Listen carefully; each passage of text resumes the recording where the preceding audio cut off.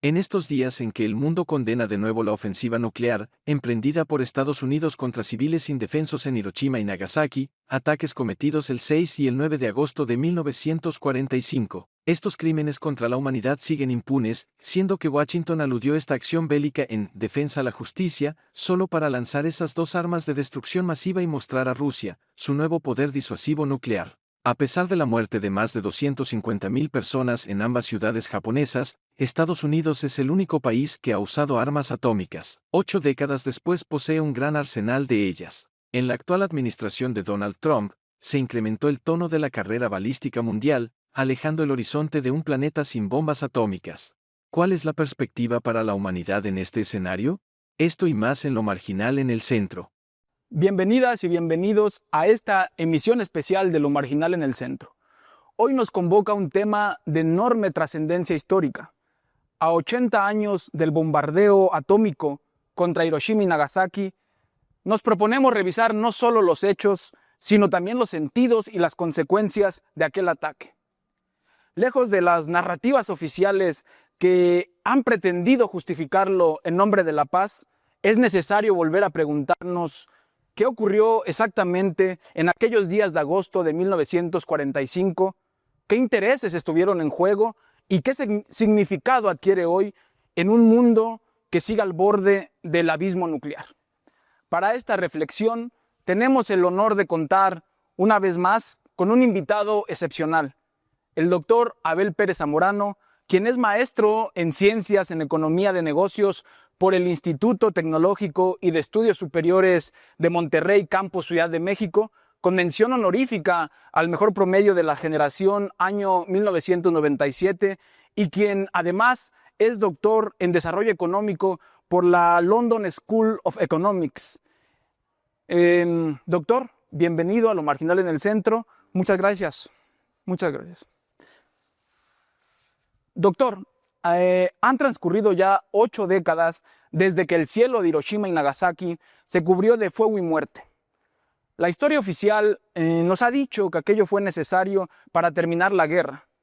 Sin embargo, los testimonios, los documentos y las investigaciones críticas han revelado que Japón ya había ofrecido su rendición y que el verdadero propósito fue ensayar una nueva arma, enviar un mensaje geopolítico y probar en seres humanos los efectos de dos tecnologías distintas, una bomba de uranio y otra de plutonio. A 80 años de distancia, ¿en qué consistió ese evento? ¿Por qué sigue siendo tan relevante? ¿Y qué lecciones nos ha dejado sobre las armas nucleares y sus efectos sobre la humanidad? Muchas gracias por la oportunidad de participar en este muy respetado programa de Lo Marginal en el Centro. Es para mí una distinción y creo yo que el tema elegido para tratar el día de hoy en esta edición es de la mayor relevancia. Tiene importancia para la humanidad entera. Y bien lo mencionas en la introducción, en la formulación de la pregunta. El 6 de agosto de 1945, Estados Unidos lanzó la primera bomba atómica que haya existido en el mundo. La lanza sobre la ciudad de Hiroshima. Y el día 9, esa fue la bomba de base uranio, precisamente.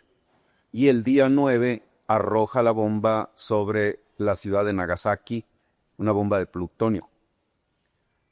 Fue un verdadero horror, un infierno para los habitantes de esas ciudades y para la humanidad entera que estaba presenciando por primera vez un acontecimiento de esta magnitud. La ciencia aplicada en su nivel más alto para matar seres humanos. Y eso es la bomba atómica. El instrumento de muerte más formidable que se haya creado a lo largo de toda la historia de la humanidad. Las cifras de muertos para dimensionar el hecho. Las cifras de muertos varían mucho y la variación se debe a que intencionalmente se intentó minimizar los efectos, sobre todo por parte de Estados Unidos y la prensa occidental. Había que ocultar la gravedad del crimen, del genocidio que habían cometido. Por otro lado, se ocultaron y desaparecieron archivos, expedientes que hubieran permitido registrar la cantidad de muertos. Esto tiene una significación política clarísima. Los historiadores, de todas maneras, han hecho estimaciones, y hablo aquí de estimaciones, entre cuántos. Pero además hay que señalar algo muy relevante.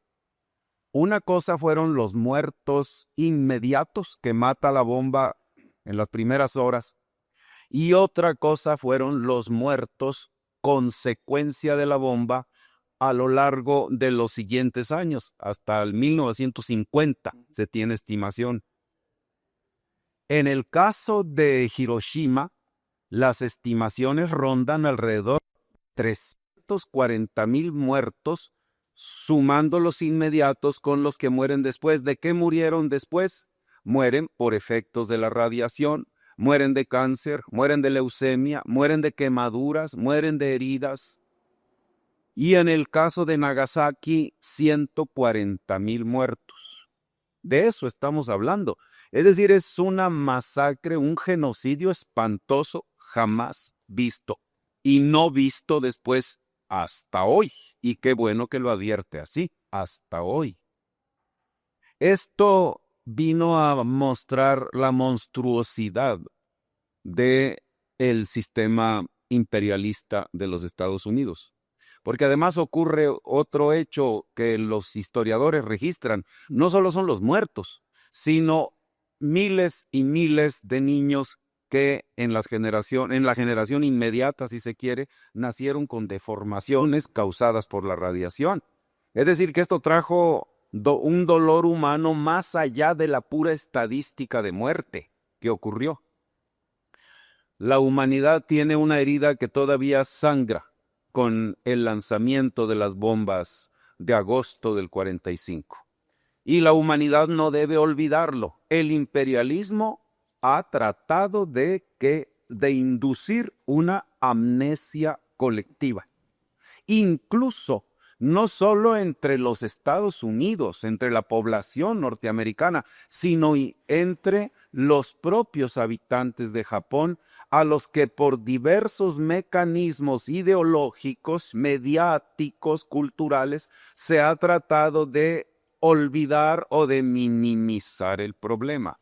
Pero el problema es gigantesco. Y yo podría decir, no basta con señalar quién lo hizo, todos sabemos, ocurre ya dentro de la presidencia de Harry S. Truman, al frente de los Estados Unidos. Recuérdese que el presidente Franklin Delano Roosevelt había muerto a principios del 45. Antes del fin de la guerra, casi días antes murió Roosevelt. De todas maneras, el proyecto Manhattan, que creó la bomba, dirigido por Robert Oppenheimer, empezó a operar desde antes. Pero quien opera el lanzamiento, quien lo ejecuta, es ya en la presidencia Truman. Obviamente, este hecho fue incluso repudiado por varios de los científicos de la época conocedores del proyecto. El propio Albert Einstein, cuya teoría fue base, aunque Einstein no participó directamente en la preparación de la bomba. Einstein no. formuló su teoría y él consideraba al inicio que esa arma mortífera podría servir para detener a Hitler. Así estuvo. Él finalmente dijo que él estaba en contra. Y hubo varios militares y civiles incluso que declararon que aquello había sido una barbaridad. El propio general Eisenhower, hay datos que indican que Eisenhower y el general Douglas MacArthur, que era el jefe de operaciones del ejército norteamericano en el Pacífico, se deslindaron. Hay documentos donde ellos dicen, no se debió haber hecho. Esta es la situación. Ahora, ¿por qué se hace? Venía en la pregunta. Se dice que se lanzó las bombas, para salvar vidas americanas. Incluso han dicho, si no se hubiera arrojado la bomba, se habrían perdido alrededor de 1 millón de vidas americanas. Hasta le ponen números. Por lo tanto, había que matar a los inocentes de Hiroshima para salvar a los americanos. Japón debía rendirse. Había que obligar a Japón a rendirse. Ese fue el argumento político que se utilizó para justificar la masacre. Sin embargo, este es un argumento falso. Como bien lo adelantaba, es un argumento absolutamente falso. Japón en la práctica estaba virtualmente rendido. Ya incluso había manifestado Japón por distintas vías diplomáticas su voluntad de rendirse. Había un obstáculo perfectamente salvable y era el estatus del emperador Hirohito. Los japoneses se resistían por todos los medios a que hubiera una minimización de la figura del emperador. El emperador era para ellos un símbolo clave, un pilar de la cultura, de la civilización de Japón. Pero eso se podía resolver. Además ocurría otra cosa. Ya la Unión Soviética había declarado la guerra a Japón porque Japón tenía ocupado Manchuria, el ferrocarril del sur de Manchuria, el régimen títere de Manchukuo, que estaba en China, tenía ahí el ejército más fuerte y prestigioso de Japón, el ejército de Kwantung, tenía ocupado Corea. Corea desde 1910 era ya un territorio bajo gobierno japonés. Taiwán desde 1906 estaba ocupado por Japón y entonces la URSS entra en batalla y ayuda a la liberación de Corea y de Manchuria y de Taiwán. Japón era, hasta la fecha, es por otros medios, un país imperialista. El ejército japonés llegó a tener 6 millones de soldados en movimiento. Un ejército poderosísimo que hizo la guerra aliado con Hitler y con Mussolini en el Pacífico. Entonces, hay un país imperialista, guerrero, que es Japón.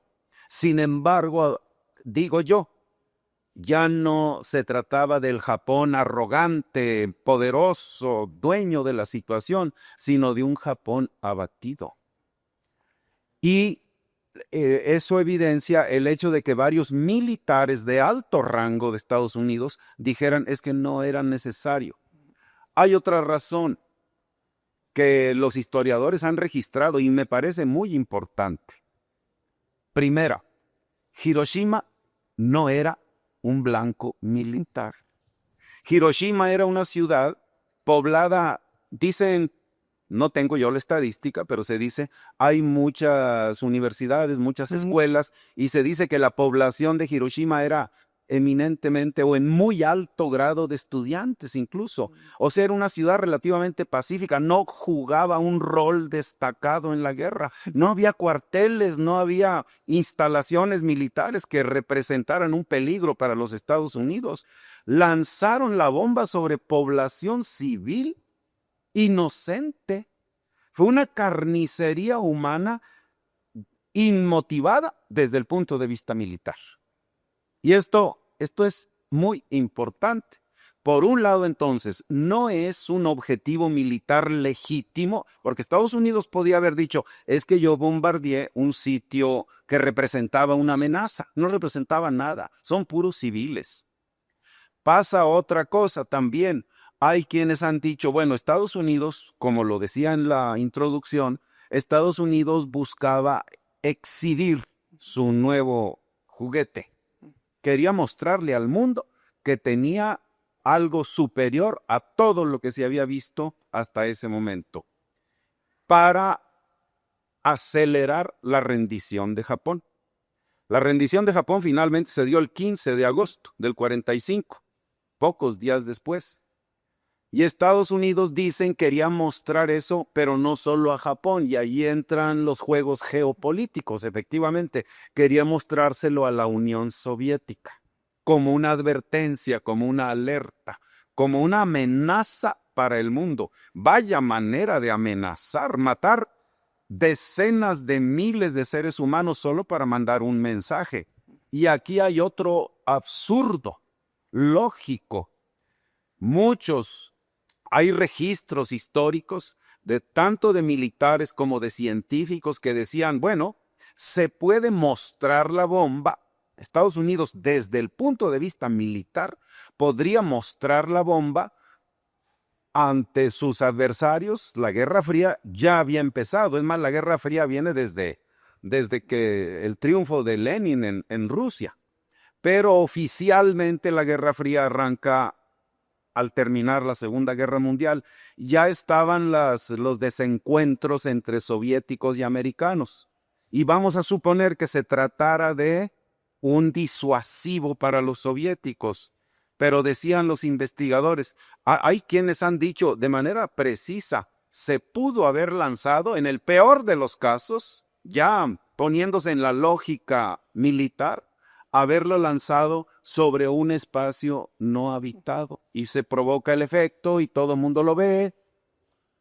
Pero ¿por qué matar a tanta gente? El lanzamiento no es justificado de ninguna manera. Eso decían los estrategas militares de Estados Unidos, arrójese.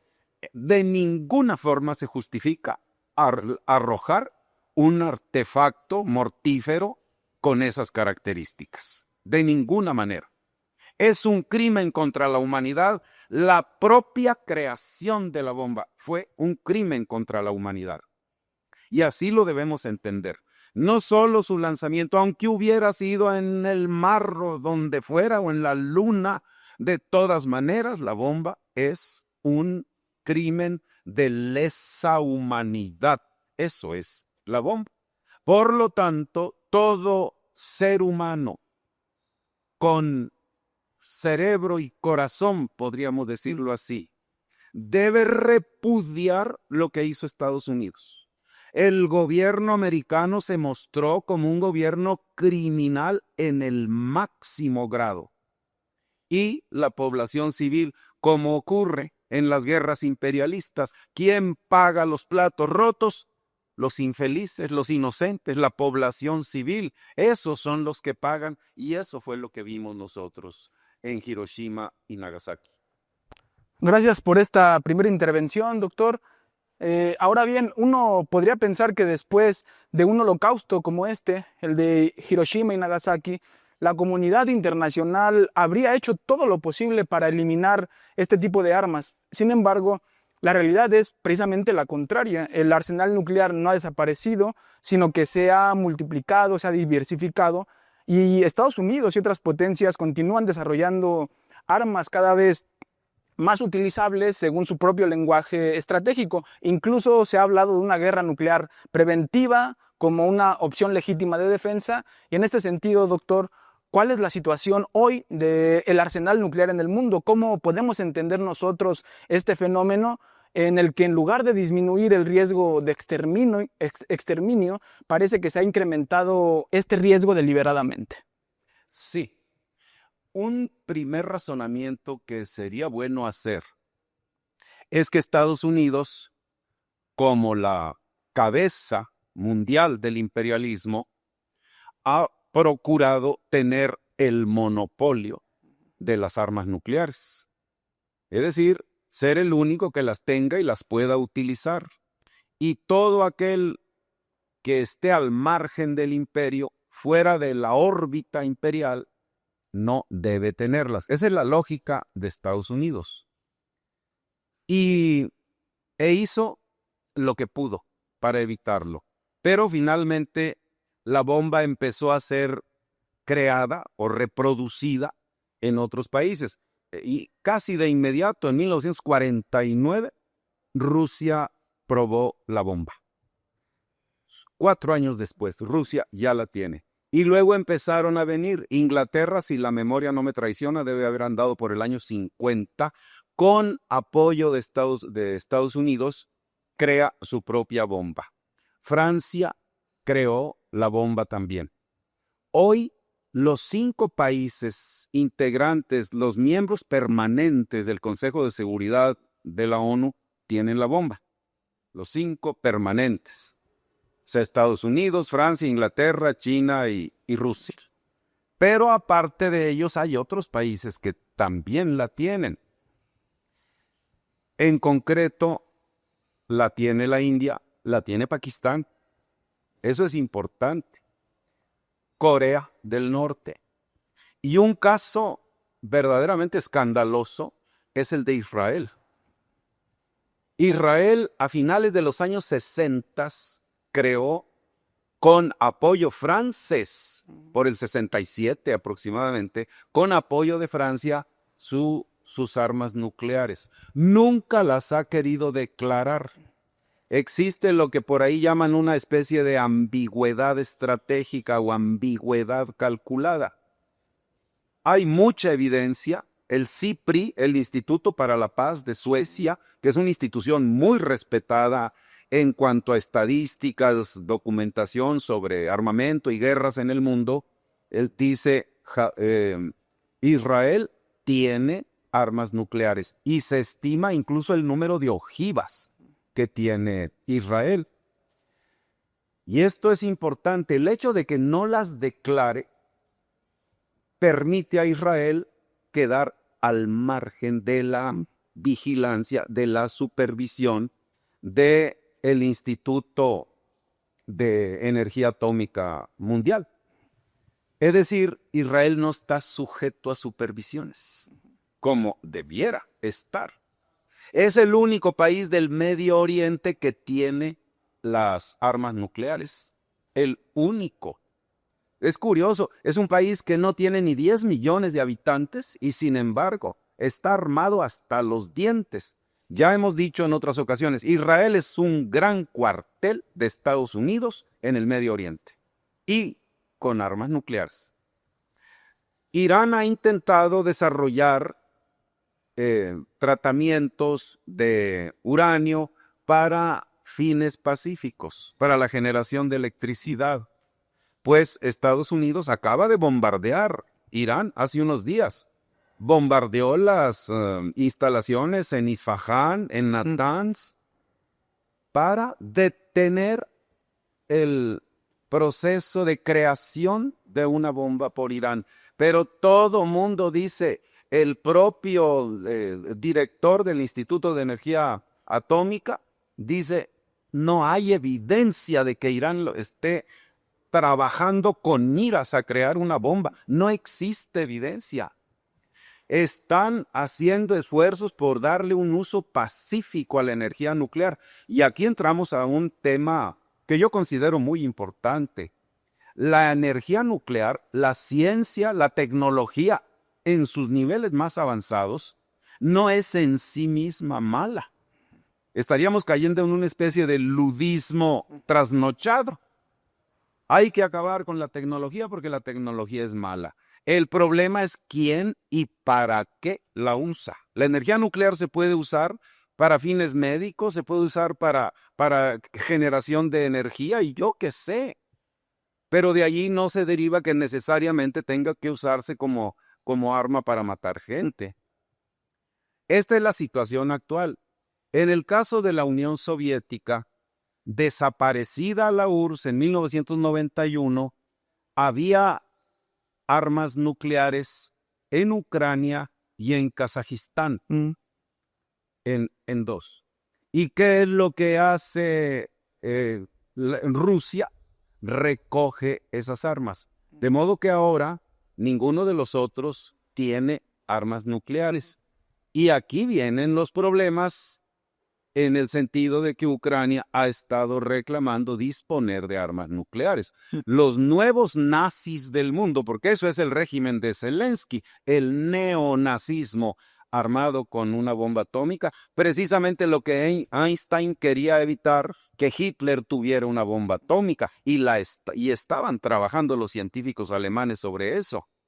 Así que el mundo sí corre un serio riesgo porque hay una propagación, no diría yo que desbordada, no está desbordada, hay un cierto límite, está acotado, vamos a decirlo así, pero de que el mundo puede volar hecho pedazos, puede. Todos hemos oído, sabemos de el esquema que hay de destrucción o contención mutua, como le llaman. MAD son sus siglas en inglés, curioso, porque MAD quiere decir locura o loco. Y consiste en que si un país dispara la bomba, hay sistemas que permiten la respuesta casi en automático. Se supone que debiera ser autorizada por humanos, pero hay quien habla o especula incluso de reacciones automáticas de respuesta. Es decir, el mundo está al borde del abismo. Y hoy precisamente lo que vemos en Ucrania, lo que vemos en el Oriente Medio son alertas para la humanidad. Alertas que no podemos ignorar. Debemos estar con los ojos abiertos viendo los movimientos que hacen los imperialistas del mundo, porque sí, la humanidad corre peligro. Mal haríamos en adormecer la conciencia y decir no pasa nada, todo está tranquilo, no hay de qué preocuparse. Yo, desde mi muy particular perspectiva, yo diría sí hay de qué preocuparse. Sí. Muchísimas gracias por esta segunda intervención, doctor.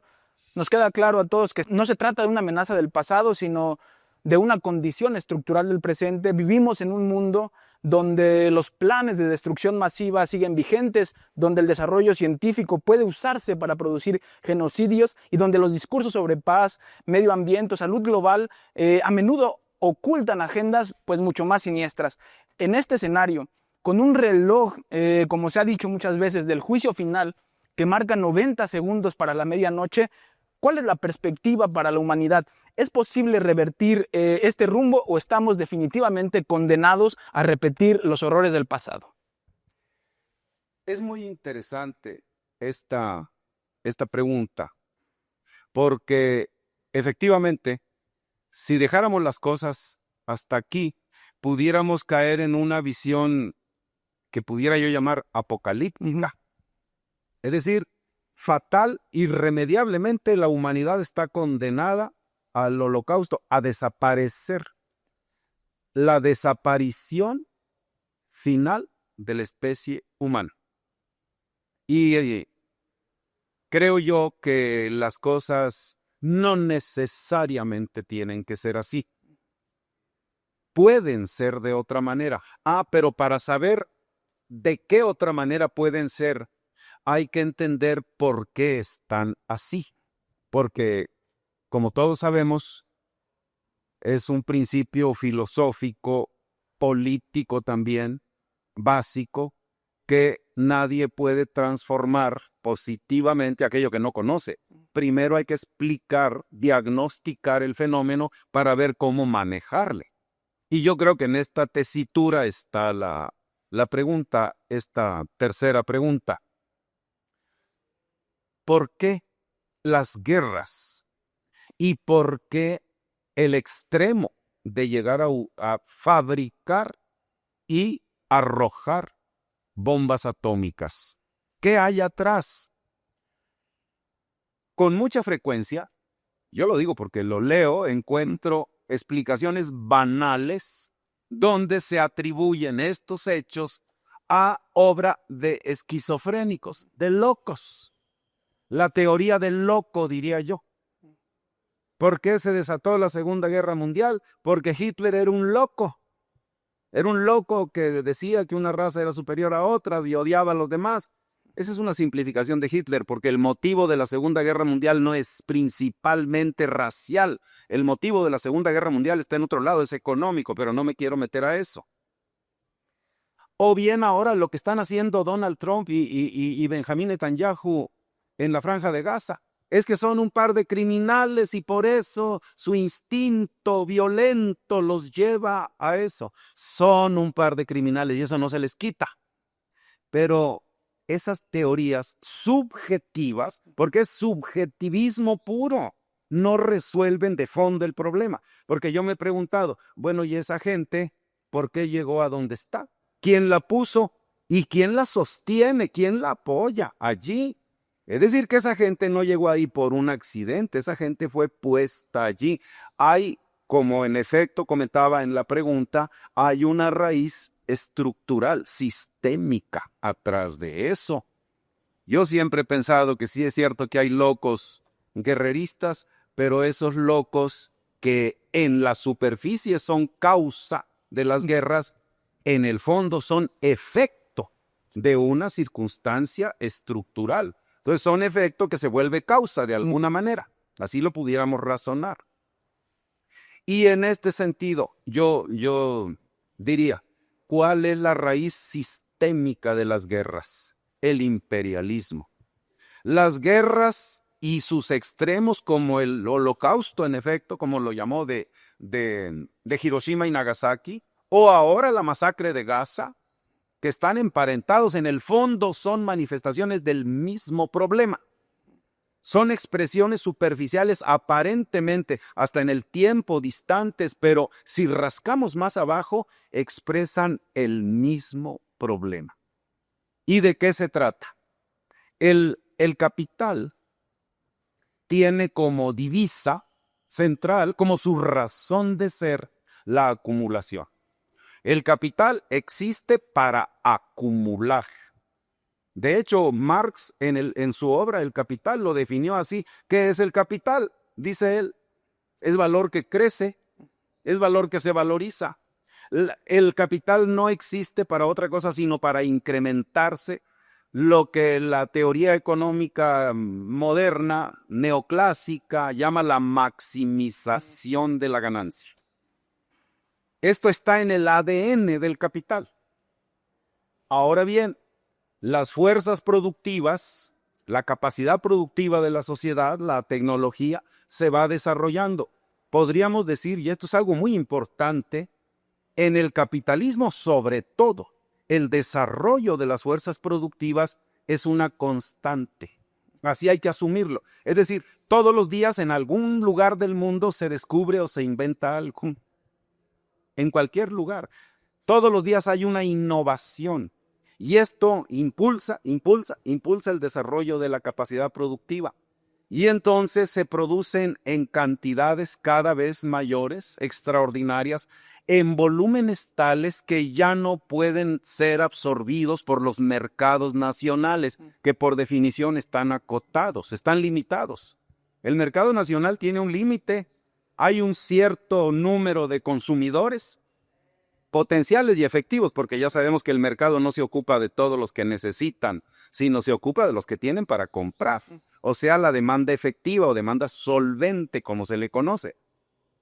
Así que se produce desenfrenada, frenéticamente, mientras que el mercado no crece al mismo ritmo que la oferta. Es más, pudiéramos decir que la tendencia del mercado es a decrecer. ¿Por qué? Porque hay una tendencia progresiva en el mundo, nosotros no somos la excepción, al empobrecimiento de la gente, el desempleo. La propia tecnología, esa que produce cada vez más, genera un efecto colateral y el efecto es que provoca más desempleo, lo que suele llamarse el desempleo tecnológico. Entran las máquinas y desplazan trabajadores, entran máquinas. Si nos fijamos en la prensa, es de lo más frecuente ver ahí cada cierto tiempo que tal empresa ya despidió 1,000, que tal empresa recortará 4,000, y ahí va, y ahí va, y ahí va. Bueno, esto hace entonces que los empresarios encuentren saturados sus mercados nacionales. Así se le conoce, la saturación de mercados. ¿Y qué hacen entonces los empresarios para resolver ese problema de saturación? Buscar la derrama de su oferta hacia otros países, sobre todo hacia países pobres. Buscar mercados. La búsqueda afanosa de nuevos mercados, ya que la producción no cabe dentro del país. Y esto lo hacen constantemente. Ahora bien, hay maneras de buscar mercados. Unas pueden ser a través de tratados de libre comercio, bi o multilaterales, como sea, pero tienen sus limitaciones esos tratados. Y claro que todos los países, las potencias capitalistas tienen el mismo problema, porque esto que yo digo de la saturación de mercados no ocurre en un solo país. Ocurre en todos los países que son potencia y todos van a buscar mercados afuera y en esa búsqueda desesperada chocan entre sí. Y viene el choque interimperialista. Pero no solo chocan entre sí, sino que chocan con las naciones pobres al intentar obligarlos a comprar sus productos. Así como Estados Unidos nos obligó a quitar todo el arancel al maíz, y ahorita estamos importando cantidades récord de maíz, amarillo y blanco también. Solo lo pongo como ejemplo. Estados Unidos produce una cantidad tremenda, fantástica de maíz, pero no haya qué hacer con él. ¿Y qué nos dice a nosotros? Nos ordena a nosotros, porque así hay que decirles, a las cosas hay que llamarles por su nombre. Nos ordenaron desarancelizar, que es el verbo que se usa, el mercado de maíz. Es decir, que entre maíz americano en las cantidades que sea. Solo pongo como ejemplo el maíz, pero esto vale para todos los productos. No sé, la Boeing de Estados Unidos, que produce aviones, una de las dos grandes productoras de aviones del mundo, no van a consumir en Estados Unidos todos los aviones que produce la Boeing. Hay que buscarle otros mercados. Así entonces, esta búsqueda de mercados es la raíz de los choques entre potencias y además de los choques entre potencias y países pobres. Es decir, que la guerra es inmanente al imperialismo. Es inmanente. Es decir, es necesaria mientras haya imperialismo. Y el imperialismo es necesario como etapa superior del capitalismo. Es decir, el imperialismo es el capitalismo más maduro, en fase ya incluso degenerativa. Eso es el imperialismo. Así que, razonando el asunto de las guerras y sus casos extremos como el uso de las armas nucleares, eso ocurrirá mientras haya imperialismo. Eso ocurrirá incluso, me atrevo a decir, mientras haya capitalismo, porque el capitalismo ya no tiene marcha atrás. Si a mí me dijeran que podemos regresar del imperialismo hacia una economía premonopolista, diría, bueno, a lo mejor baje un poco, se atenúe el asunto. Pero ya no se puede, el progreso es necesariamente hacia la concentración del capital en agregados cada vez mayores. Y por lo tanto, entonces, mientras esto suceda, entre más grandes sean los agregados, más brutales serán los choques entre potencias y contra los países pobres. Por lo cual, yo digo, siguiendo mi razonamiento y llegando a la conclusión lógica que desde mi punto de vista es obligada, mientras exista el imperialismo, inevitablemente tendrá que haber guerras. Inevitable. Y no son unos locos, que sí están locos, pero están locos porque el capitalismo los enloqueció. Ellos van a seguir lanzando guerras y haciendo exterminio de pueblos enteros. Hoy estamos viendo la masacre y no es una cuestión que yo suponga que va a ocurrir. está la masacre de Palestina, sin guerra nuclear, es cierto, pero están ante los ojos de la humanidad. La humanidad está contemplando espantada cómo se está masacrando a todo un pueblo, a toda una nación, a los palestinos. Ucrania, ¿qué es Ucrania? Es la embestida del imperialismo con la OTAN como ariete en contra de Rusia. ¿Para qué? Para arrebatar, tomar los recursos naturales de Rusia, quitar el régimen político patriótico nacionalista que tiene Rusia, el régimen de Vladimir Putin, imponer un régimen títere, pelele de Estados Unidos y de Europa y cercar a China por el occidente. Eso es lo que están buscando. Así que yo podría concluir tratando de responder la pregunta: ¿cómo hacer para que se reduzca el riesgo del uso de la energía nuclear para matar gente? Tenemos que llegar un día en que todos esos engendros diabólicos, voy a decirlo así, del capitalismo desaparezcan. Habrá que desactivar todas esas armas y que el mundo quede libre de armas nucleares. Esa debe ser la meta. ¿Y quién lo va a hacer? Ahí viene la pregunta. ¿Lo van a hacer los señores capitalistas? Es como encargarle a Poncio que castigue a Pilatos. Es el mismo. No lo van a hacer ellos. Y entonces, la opinión que yo tengo, mi muy personal perspectiva, los pueblos, la clase trabajadora de los países, tanto ricos como pobres, debe tomar el poder. El gobierno de las naciones debe estar en manos de los trabajadores. Yo sostengo que un mundo gobernado por los trabajadores, en un mundo gobernado así, no tendría por qué haber guerras. Las guerras son consecuencia final de la ambición de acumular. Vamos eliminando ese sistema, vamos poniendo a los trabajadores en el gobierno, empezando por nuestro país. Nosotros podemos hacer mucho. Si alguien me pregunta, ¿y nosotros los mexicanos no podríamos hacer nada? Yo digo que sí. ¿Y qué es lo que podríamos y deberíamos hacer para conjurar ese riesgo de holocausto de la humanidad? Lo que podemos y debemos hacer es llevar a los trabajadores de México a gobernar este país. Y así seremos parte de la paz y no parte de la guerra. Así lo miro yo. Con esto concluimos nuestro programa de hoy. Le agradezco profundamente, doctor Abel Pérez Zamorano, por esta conversación lúcida, comprometida y necesaria. Muchísimas gracias. Gracias a ustedes.